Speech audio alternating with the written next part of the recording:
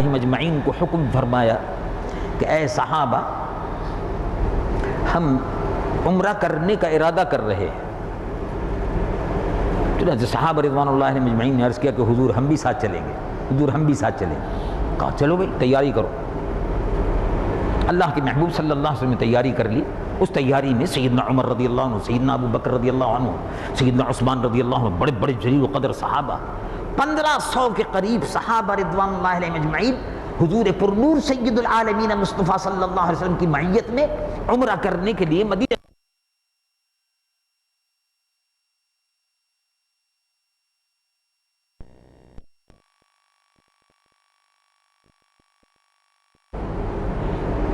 احرام باندھ کے روانہ ہو گیا۔ اب اس زمانے میں نہ تو پاسپورٹ تھے اور اس زمانے میں نہ ویزے کا سسٹم تھا۔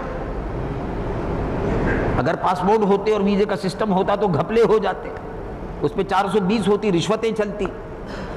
جیسے اب ہوا کہ حاجیوں کو بیچاروں کو 2000 کے قریب حاجی ویزے بھی پاسپورٹ بھی جمع کرا دیے، پیسے بھی جمع کرا دیے، 55,000 روپے 4 مہینے تک حکومت کے پاس رکھے رہے اور حکومت بڑی ڈھٹائی کے ساتھ ان پر سود کھاتی رہی بینکوں سے۔ اور پھر حاجیوں کو کہا کہ فلاں تاریخ کو کراچی کے حج میں دفتر میں آ جاؤ، اور بعد میں کہہ دیا کہ نہیں بھائی، پارٹی کے جھیالوں کو، پیپلز پارٹی کے کارکنوں کو حج پر بھیج دیا گیا، اور جو بیچارے اصل جنہوں نے 4 مہینے سے پیسے جمع کرا رکھے تھے وہ اپنے حج و زیارت سے محروم ہوئے۔ اور ظاہر ہے اس کا عذاب بھی حکومت کی گردن پر ہوگا کہ جن کو اللہ اور اس کے رسول صلی اللہ علیہ وسلم کے دربار میں حاضری سے روک دیا گیا، اس کا گناہ بھی حکومت کی گردن پر ہوگا، اور حکومت عذاب الہی سے بچ نہیں سکتی۔ امیر المومنین سیدنا عثمان رضی اللہ عنہ وارضہ بھی حضور کے ساتھ تھے۔ 1500 صحابہ کی مقدس جماعت احرام باندھے ہوئے اب روانہ ہوئی۔ سبحان اللہ، بیٹھے سبحان اللہ، کیا کیا مناظر تھے۔ اللہ کے محبوب صلی اللہ علیہ وسلم روانہ ہو رہے ہیں، ایک مقام پر حضور پہنچے، کہا سبحان اللہ۔ صحابہ سے ارشاد فرمایا میں دیکھ رہا ہوں۔ حضور کیا دیکھ رہے ہیں؟ کہا میں دیکھ رہا ہوں حضرت موسیٰ علیہ السلام تشریف لے جا رہے ہیں۔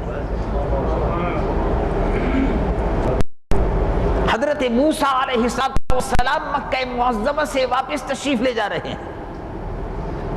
میں دیکھ رہا ہوں فلاں جلیل القدر نبی جا رہے ہیں، میں دیکھ رہا ہوں فلاں جلیل القدر نبی آ رہے ہیں۔ ایک مقام پر حضور پہنچے تو وہاں پانی ختم ہو گیا۔ صحابہ نے عرض کیا کہ یا رسول اللہ صلی اللہ علیہ وسلم، اب اونٹوں کے لیے بھی پانی نہیں رہا، ذخیرہ ختم ہوتا جا رہا ہے، اور ظاہر ہے زیادہ سے زیادہ شام تک چل جائے تھوڑا بہت، اس کے بعد کچھ نہیں۔ اللہ کے محبوب صلی اللہ علیہ وسلم نے ارشاد فرمایا جتنا تھوڑا بہت پانی ہے اگر تو جمع کر کے لے آؤ۔ ایک عالم میں حضور اس پرنور صلی اللہ علیہ وسلم کے پاس پانی لایا گیا، پانی بالکل نہیں تھا۔ اللہ کے محبوب صلی اللہ علیہ وسلم نے اپنا دست مبارک 5 انگلیاں اس میں ڈال دی،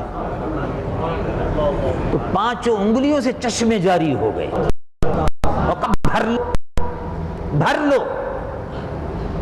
چنانچہ چشمہ انگلیوں سے جاری تھا، انگلیاں 5 آب رحمت کی ہیں جاری۔ واہ واہ! اللہ حضرت عظیم المرتبت امام اہل سنت مولانا شاہ احمد رضا فاضل بریلوی نور اللہ مرقدہ فرماتے ہیں انگلیاں 5 آب رحمت کی ہیں جاری۔ واہ واہ! انگلیوں سے چشمہ جاری تھا۔ صحابہ نے مشکیں بھر لی، اونٹوں کو پیٹ بھر کے پانی پلا دیا، اور اس کے بعد قافلہ پھر روانہ ہوا۔ ایک مقام پر حضور پہنچے، اس کا نام تھا حدیبیہ۔ حدیبیہ وہ آج بھی موجود ہے وہ مقام۔ حدیبیہ کے مقام پر حضور پرنور صلی اللہ علیہ وسلم نے قیام فرمایا اور ارشاد فرمایا کہ بھئی ابھی یہیں ٹھہرو۔ مکہ معظمہ کے کافروں سے ابو سفیان وغیرہ یہ سب موجود تھے، ابو جہل وغیرہ تو مارے گئے تھے، وہ تو جنگ بدر میں مارے گئے تھے، اور بہت سے کافر جو بڑے بڑے سردار تھے ان کے وہ بھی سب مارے گئے تھے، کچھ بدر میں کچھ احد میں، لیکن ابو سفیان اور یہ 2-4 بڑے بڑے ملک جو تھے کافروں کے، مکے پہ ان کی حکومت تھی، وہ بیٹھے ہوئے، کبھی جاؤ ان سے عمرہ کرنے کی اجازت لے کر آؤ۔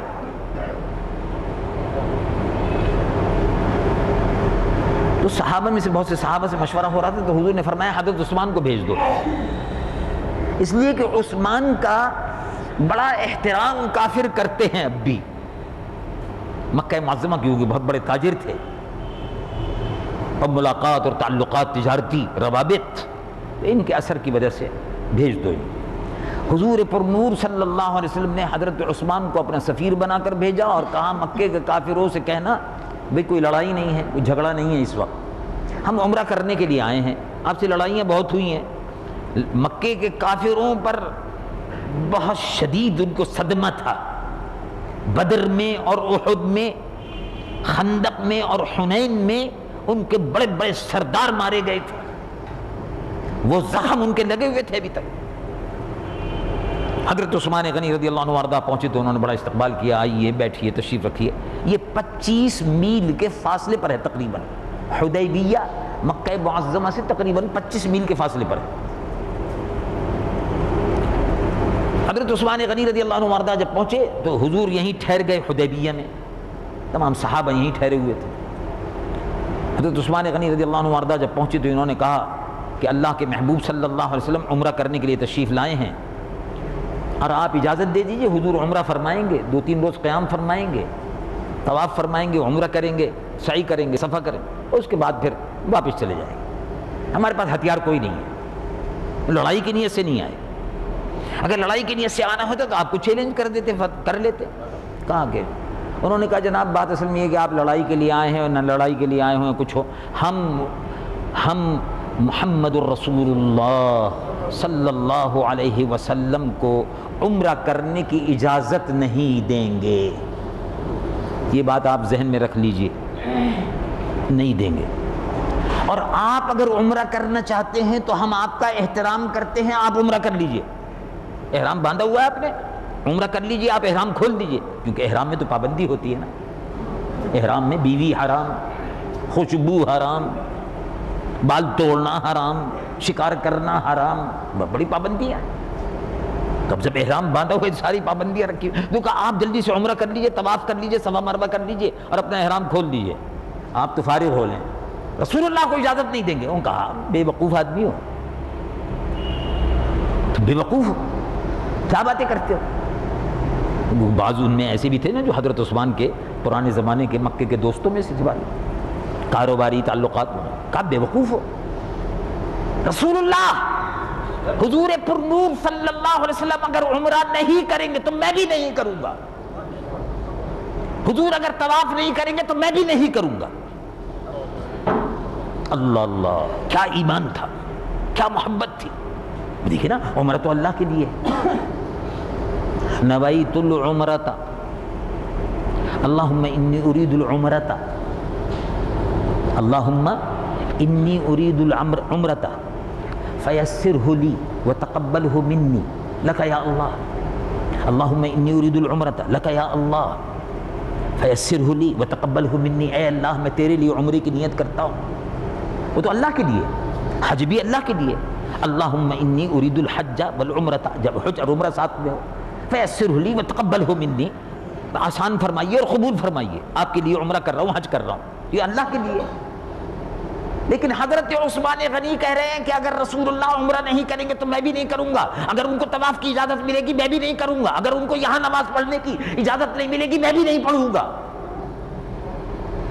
یعنی میری مراد یہ ہے نماز پڑھنے سے کہ تم اگر یہ کہتے ہو تو ہم باہر جا کے پڑھ لیں گے، چلو یہاں نہیں پڑھیں گے کیونکہ حضور کو تم پڑھنے نہیں دو گے، باہر پڑھ لیں گے، جیسے پہلے بھی تو پڑھتے تھے نا، جب مکہ معظمہ پہ خاص اس وقت بھی کافروں کا قبضہ تھا، جب حضور وہیں رہتے تھے مکہ معظمہ میں تو نماز تو سب باہر ہی پڑھتے تھے۔ انہوں نے کہا عمرہ بغیر حضور کے نہیں ہوگا، حضور اگر عمرہ کریں گے تو میں بھی عمرہ کروں گا، اگر حضور عمرہ نہیں فرمائیں گے تو ہم بھی نہیں کریں گے۔ ہاں ہاں، اصل الاصول بندگی استاجور کی ہے، یعنی دین رسول اللہ سے ملا ہے، عمرہ بھی رسول اللہ سے ملا ہے، حج بھی رسول اللہ سے ملا ہے، دین و دنیا کی نعمتیں ذات مصطفیٰ سے ملی ہیں، جب حضور کی معیت نہیں ہوگی ہم ایسی عبادت نہیں کرتے، ایسے ہی رہیں گے جیسے حضور ہیں، ایسے ہی رہیں گے، بس ٹھیک ہے۔ اچھا بھی آپ کی مرضی اگر نہیں کرتے، لیکن بہرحال رسول اللہ کو اجازت نہیں دیں گے۔ اللہ اللہ، بات بہت بڑھ گئی۔ بعض لوگوں نے کہا کہ دیکھو کم از کم معاملے کو ٹھنڈا کرو۔ جو پرانے لوگ تھے ان میں 2-1 آدمی تھے، انہوں نے کہا کہ دیکھو معاملے کو ٹھنڈا کرو، ایسا نہ ہو کہ آگے چل کر لڑائی ہو جائے بعد میں، یہ تو واپس چلے جائیں گے مدینہ منورہ، پھر لڑائی شروع ہو گئی اگر تو بڑا مشکل مسئلہ ہوگا۔ بدر میں تمہیں شکست ہو گئی، احد میں شکست ہو گئی، خندق میں شکست ہو گئی، تو ان کا کیا کرنا چاہیے؟ انہوں نے کہا عروہ ابن مسعود ثقفی کو بھیج دو۔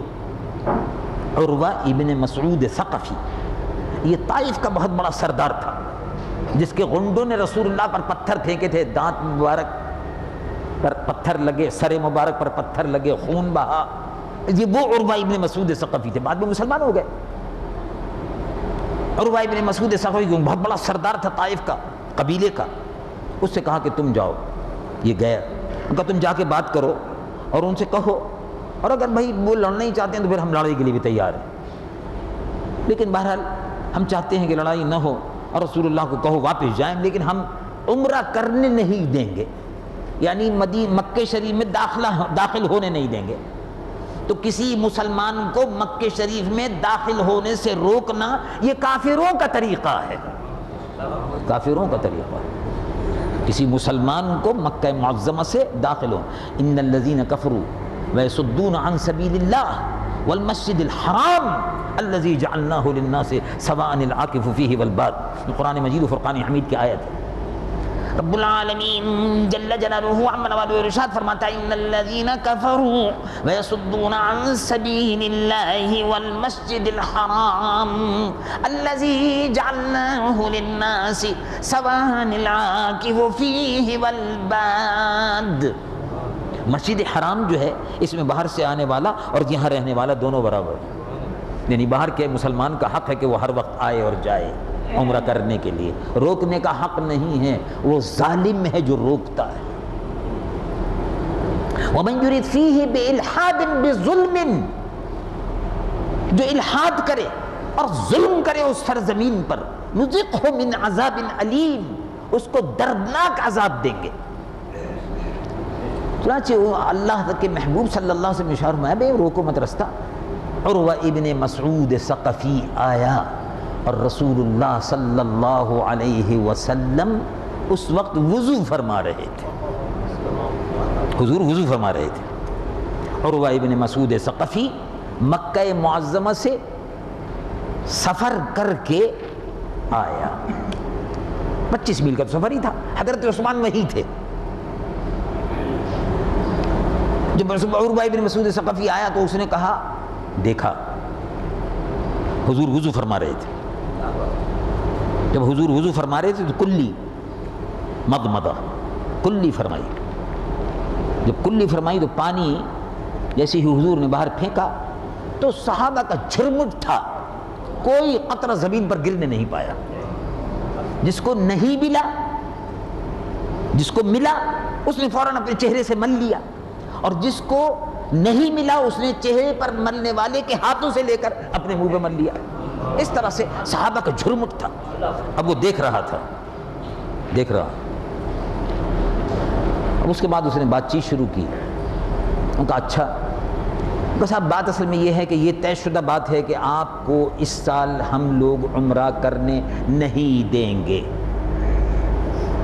اللہ کے محبوب صلی اللہ علیہ وسلم نے ارشاد فرمایا بہت اچھا، ہم لڑنا بھی نہیں چاہتے، ہمارا لڑنے کا کوئی پروگرام نہیں ہے، ہم صبر کریں گے، آپ نہیں اجازت دیتے اچھا ٹھیک۔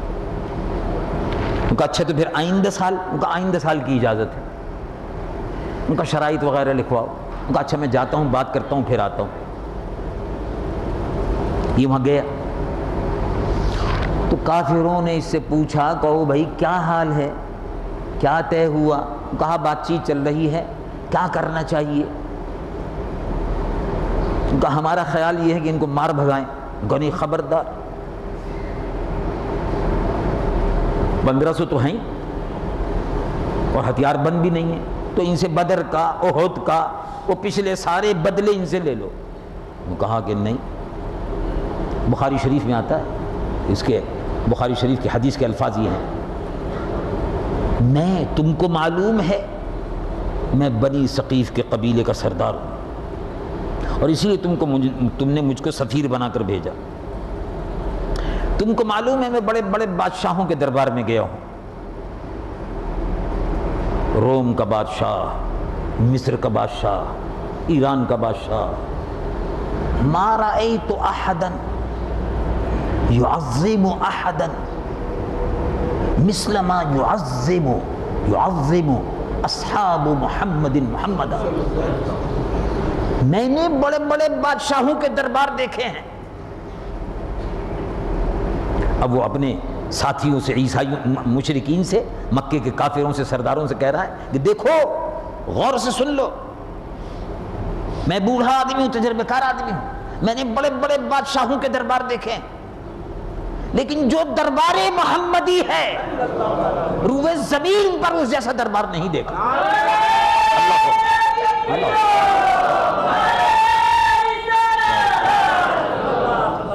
ما رأيت احدا يعظم احدا مثل ما يعظم اصحاب محمد محمد صلی اللہ علیہ وسلم۔ جس طرح رسول اللہ کے صحابہ رسول اللہ کی تعظیم کرتے ہیں، جس طرح وہ نبی کے وضو کے پانی کو زمین پر گرنے نہیں دیتے، ان کے خون کو کیسے گرنے دیں گے؟ وہ تو اپنی جانوں کا نذرانہ پیش کر دیں گے، مجال ہے تم ان کا کچھ بگاڑ سکو۔ اس لیے بہتر یہی ہے کہ صلح کر لو۔ عبداللہ ابن مسعود ثقفی کو انہوں نے کہا کہ نہیں، تمہاری رائے ٹھیک ہے، صلح کر لو، لیکن اس سال نہیں آئیں گے۔ وہ کہا نہیں، اس سال نہیں آئیں گے۔ وہ تو کافروں کو ضد تھی نا کہ اس سال رسول اللہ عمرہ نہیں کرنے پائیں گے۔ عبداللہ ابن مسعود ثقفی آئے، اور آنے کے بعد انہوں نے کہا کہ ٹھیک ہے، اس سال آپ عمرہ نہیں کریں گے۔ حضور نے فرمایا نہیں کریں، واپس جاتے ہیں، اور آئندہ سال پھر آپ کر لیں گے عمرہ کا۔ ٹھیک ہے، بالکل کر لیں گے۔ اور مختلف شرائط تھیں، ان کا لکھیے۔ حضرت علی المرتضیٰ کرم اللہ وجہ الکریم کو، امام بخاری شریف میں جو حدیث ہے، علی المرتضیٰ کرم اللہ وجہ الکریم کو حضور نے حکم فرمایا، آپ کاتب تھے، حضور کے خط و کتابت، سیدنا امیر معاویہ، سیدنا علی المرتضیٰ، جیسے کہ میں نے پہلے عرض کیا، یہ کاتبان وحی تھے۔ حضور کے دربار اقدس میں تحریر، خطوط وغیرہ لکھنا، یہ ان حضرات کا کام تھا۔ اللہ کے محبوب صلی اللہ علیہ وسلم نے ارشاد فرمایا، علی لکھو، ھذا ما عاہد علیہ، یہ وہ عہد نامہ ہے جو محمد رسول اللہ صلی اللہ علیہ وسلم اور مکے کے کافروں کے نمائندے عروہ ابن مسعود ثقفی کے درمیان میں طے پایا ہے۔ حضرت علی نے لکھنا شروع کیا، لکھ دیا۔ عروہ ابن مسعود نے کہا کہ جناب اس میں لکھا ہوا ہے محمد الرسول اللہ صلی اللہ علیہ وسلم، میں تو نہیں مانتا، ہم تو نہیں مانتے۔ کہ بھئی کیا چاہتے ہو پھر؟ ان کا اس میں لکھیے محمد ابن عبداللہ، محمد عبداللہ کے بیٹے صلی اللہ علیہ وسلم۔ اور حضرت علی لکھ چکے تھے، تو حضور نے فرمایا علی کاٹ دو۔ کہ حضور میں تو کاٹ نہیں سکتا، نہیں کاٹ سکتا، میں نہیں کاٹ سکتا۔ کہا حضور میں کیسے کاٹ سکتا ہوں؟ محمد الرسول اللہ میں کیسے کاٹ سکتا ہوں؟ نہیں کاٹ سکتا۔ حضور نے ارشاد فرمایا لاؤ مجھے دو۔ اپنے دست مبارک سے حضور نے محمد ابن عبداللہ اس پہ لکھا۔ معلوم ہوا حضور لکھنا بھی جانتے تھے، لکھنا بھی جانتے تھے۔ یہ جو جاہل کہتے ہیں کہ حضور لکھنا نہیں جانتے تھے، جاہل ہیں نیرے، کو پتہ ہی نہیں کہ حضور کیا جانتے تھے، کیونکہ وہ خود کچھ نہیں جانتے، اس لیے کہتے ہیں حضور یہ بھی نہیں جانتے تھے، حضور وہ بھی نہیں جانتے تھے۔ اس سیٹلائٹ کے دور میں بھی ان کے دماغ کا جو گنبد ہے اس میں ایسے کیڑے لگے ہوئے ہیں۔ سیٹلائٹ کے دور میں تو دنیا اتنی قریب ہو گئی ہے کہ آپ جب چاہیں دیکھ لیں جی، اور جاہل ابھی اس میں لگے ہوئے ہیں کہ رسول اللہ یہ بھی نہیں جانتے تھے، وہ بھی نہیں جانتے تھے، دیوار کے پیچھے بھی نہیں جانتے تھے اور آگے بھی نہیں جانتے تھے، معاذ اللہ، یہ جہالت۔ حضور پر نور صلی اللہ علیہ وسلم نے فرمایا اب لکھو علی، پورا کر دو اس کو۔ اسی وقت اللہ رب العالمین نے سورہ انا فتحنا نازل فرمائی، انا فتحنا لک فتحا مبینا۔ تو صحابہ میں بہت سے صحابہ نے کہا کہ یہ تو ہماری شکست ہوئی ہے کہ ہم کو احرام باندھے ہوئے آئے تھے اور اب واپس جانا پڑ رہا ہے، عمرہ کر نہیں سکے اور سورہ انا فتحنا نازل ہو رہی۔ حضرت عمر رضی اللہ عنہ وردہ کو بڑا غصہ تھا ان کافروں پر۔ حضرت عمر تو رضی اللہ عنہ وردہ بڑی زبردست ایمانی جوش اور حرارت رہتی تھی۔ کہا حضور یہ ہدایت، حضور نے ارشاد فرمایا بس ٹھیک ہے، ہو گیا، اب سنو انا فتحنا، خوشخبری ہے۔ ہاں مدینہ منورہ حضور کی واپسی ہوئی، انا فتحنا نازل ہو چکی تھی، بس تھوڑا ہی عرصہ گزرا کہ لشکر تیار ہو گیا، اور اس کے بعد جو مکہ معظمہ پر حملہ ہوا ہے تو مکہ شریف کا دفاع کرنے والا کوئی نہیں تھا۔ 1,25,000 مسلمانوں کا مکہ شریف میں داخلہ ہو رہا تھا۔ مکہ معظمہ اگلے سال فتح ہو گیا، اگلے سال مکہ معظمہ فتح ہو گیا، اس کی خوشخبری میں سورہ فتح پہلے ہی نازل ہو گئی۔ حضرت عثمان غنی رضی اللہ عنہ وارضہ بھی واپس تشریف لے آئے، اس میں بڑے 2-3 اہم واقعات ہیں، زندگی بخیر رہی تو انشاءاللہ پھر عرض کروں گا۔ اللہ تبارک و تعالی جل جلالہ وعظم جلالہ نے سیدنا عثمان غنی خلیفہ ثالث رضی اللہ عنہ وارضہ کو حضور کا جانشین بنایا، آپ 3 نمبر پر خلیفہ ہوئے۔ آپ کے دور حکومت میں بے شمار ملک اسلام میں داخل ہوئے۔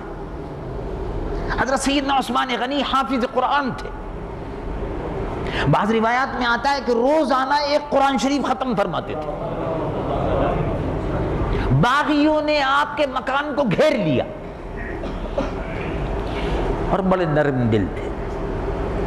باغیوں نے خلیفۃ المسلمین کے مکان کو مکہ مدینہ منورہ میں گھیر لیا تو لوگوں نے کہا کہ ان کی گرفتاری کا حکم دیجئے۔ آپ نے فرمایا نہیں، شبے میں کسی کو گرفتار نہیں کروں گا۔ کھڑے ہوئے ہیں میرے مکان کے ارد گرد، کھڑے ہوئے ہیں، اب ان کا ارادہ کیا ہے میں کچھ نہیں کہہ سکتا۔ کھڑے ہوئے ہیں، ٹھیک ہے، احتجاج کر رہے ہیں، ٹھیک ہے، میں شبے میں گرفتار نہیں کروں گا۔ آپ نے غور فرمایا اسلامی حکومت میں خلیفۃ المسلمین عثمان غنی رضی اللہ عنہ وارضہ شبہ میں کسی مسلمان کو گرفتار نہیں کرتے، اور آج مسلمانوں کی حکومتیں خواہ وہ سعودی عرب ہو کہ اردن ہو، خواہ وہ یمن ہو کہ بحرین ہو، پاکستان ہو کہ انڈونیشیا ہو، ٹیونیشیا ہو کہ مراکش ہو، یہ تمام کی تمام مجرم مسلمان حکومتیں، ان میں پاکستان بھی شامل ہے، یہ ذرا سے شبہ کی بنا پر لوگوں کو گرفتار کرتے ہیں، جیلوں میں ڈال دیتے ہیں، بہت سے لوگ سڑ سڑ کر اسی میں ختم ہو جاتے ہیں۔ انسانی اور بنیادی حقوق کی حفاظت اسلام نے کتنی کی ہے۔ سیدنا عثمان غنی رضی اللہ عنہ وارضہ نے شبہ میں گرفتار نہیں کیا، اپنی موت کو قبول کر لیا، شہادت کو قبول کر لیا۔ وہی لوگ جو گھیرے ہوئے تھے بعد میں ان کو موقع ملا، انہوں نے حملہ کیا۔ جب حضرت عثمان کے مکان میں وہ لوگ گھسے تو آپ قرآن شریف کی تلاوت کر رہے تھے، اور فَسَيَكْفِيكَهُمُ اللَّهُ وَهُوَ السَّمِيعُ الْعَلِيمُ جب آپ پڑھ رہے تھے اس وقت ایک شقی القلب نے آپ کی گردن پر تلوار ماری۔ آپ اس وقت فَسَيَكْفِيكَهُمُ اللَّهُ وَهُوَ السَّمِيعُ الْعَلِيمُ، خون آپ کا قرآن شریف کے صفوں پر گر رہا تھا۔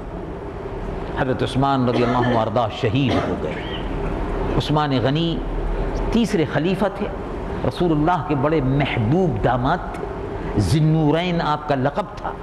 آپ کے زمانے میں بڑے عظیم فتوحات ہوئی، جو تاشقند و سمرقند و بخارا تک مسلمان مجاہدین ان کے گھوڑے کفر کی زمین کو رونتے ہوئے چلے جا رہے تھے۔ لا الہ الا اللہ محمد رسول اللہ کا پرچم بلند ہوا۔ اللہ تبارک و تعالی خلیفہ سوم حضرت سیدنا عثمان رضی اللہ عنہ وارضہ کی روح مبارک کو حضور پر نور صلی اللہ علیہ وسلم کے سایہ عاطفت میں ان کے درجات کو ہمیشہ بلند فرمائے، اور ان کی قبر نور سے معمور ہے، مزید معمور ہوتی رہے، اور ہم گناہگاروں سیاہکاروں کو ان کے نقش قدم پر چلنے کی توفیق عطا فرمائے۔ وآخر دعوانا ان الحمدللہ رب العالمین۔ سنتیں ادا فرما دیجیے۔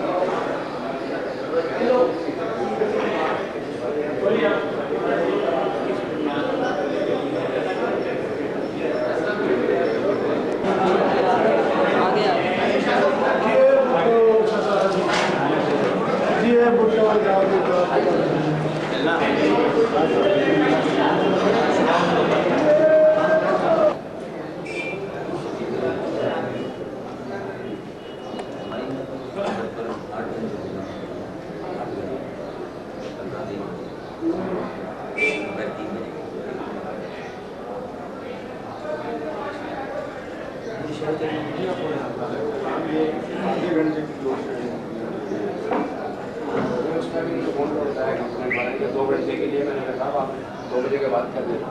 میں نے کہا ہمارے کنٹرول کا نمبر بھی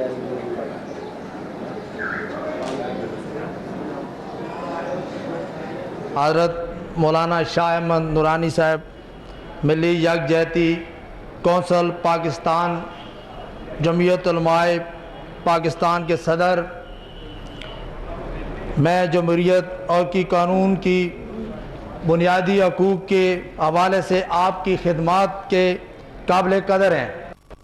ہم آپ کے مشکور ہیں کہ آپ نے ہماری دعوت قبول فرما کر ہمیں وقت دیا. آج دنیا میں جس طرح ظلم و استبداد کا نظام رواج پا گیا ہے، ہم خود بحیثیت قوم جن گناگو مسائل سے دوچار ہیں، وقت کی ضرورت ہے کہ آپ ملک و قوم کی موجودہ بحران سے نکالنے کے لیے مولانا جیسے مقتدر شخصیات اپنا قومی کردار ادا کریں. ہمیں امید ہے کہ جس طرح پہلے آپ نے ملک و قوم کے کڑے وقت میں رہنمائی فرمائی، اب بھی آپ رہنمائی فرمائیں گے. جناب، آپ سے یہاں ٹائم دینے کا بہت اپنے گناہگو مصروفیات کے باوجود آپ نے وقت دیا، ہم آپ کے مشکور ہیں. اس کے ساتھ شکریہ ہے. ماشاءاللہ.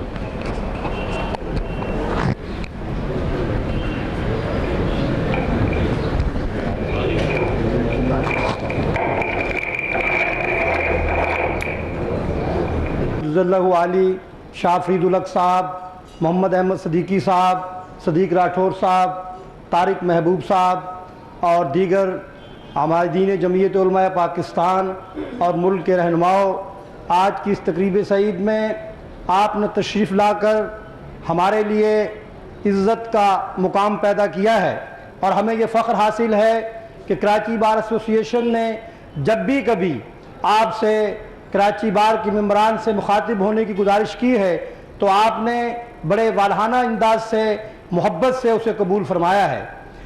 مولانا محترم، ملکی حالات جس ڈگر پر چل نکلے ہیں اور آپ نے دیکھا کہ وطن عزیز میں عدلیہ کے